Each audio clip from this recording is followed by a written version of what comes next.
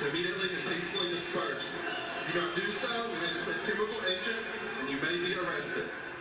So the protest began a little while after a grand jury decided it would charge one officer involved in the shooting death of Breonna Taylor, but not for her actual death.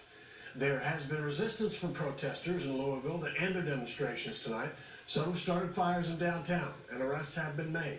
The Louisville mayor put the city on lockdown, issuing a state of emergency order. State police and the National Guard are called in to protect the city's infrastructure. All right, so this is Sky 4. Demonstrators have gathered in downtown Dallas. A small group of demonstrators also in Fort Worth tonight to protest the decision out of Kentucky.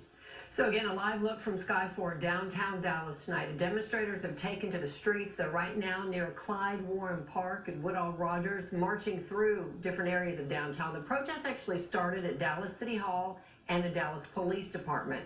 Dallas Council meeting tonight talking about possibly cutting millions from the Dallas police budget. And just a short time ago, that meeting had to be stopped because of what the city calls security concerns. One of the groups has been marching and blocking intersections, but we can tell you so far, no reports of any interactions with police. And so the is escalating in Louisville, Kentucky on Wednesday, hours after a grand jury brought charges against one of the officers in the Breonna Taylor case. None of the 3 Louisville police officers involved in the March 13th drug raid gone wrong were charged with murder in Taylor's death. However, former Detective Brett Hankinson has been indicted on 3 counts of wanton endangerment for firing shots into neighboring apartments. He wantonly shot a gun into an apartment occupied by initials ZF. Prosecutors say their investigation shows the 3 officers serving the warrant announced themselves before entering. It was not a no-knock warrant as previously thought. The Attorney General says that information was corroborated by an independent witness. When the police entered, they saw Taylor's boyfriend, Kenneth Walker, who fired at police, injuring one. The 2 officers who fired their weapons inside the apartment were authorized to use force because they were fired at first. This justification bars us from pursuing criminal charges in Miss Breonna Taylor's death. During the incident, Taylor, an emergency medical worker, was shot 6 times. Only one of those shots believed to be fatal. Following the announcement, protesters gathering in the streets of Louisville to denounce the decision, a peaceful march quickly escalating to clashes with police.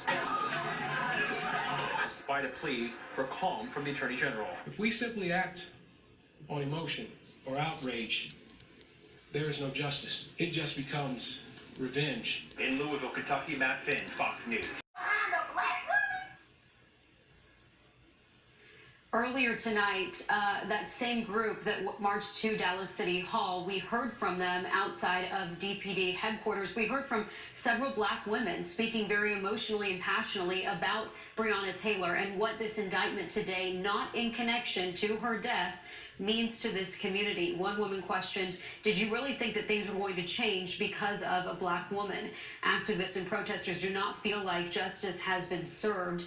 Protesters are talking about the need to keep being loud, keep getting loud like they're doing tonight, to continue to fight for equality and justice, and especially talking about the need to get out the vote to create change. Every march tonight, if y'all want to get reckless, you want to get loud, I'm with it. I'm sorry.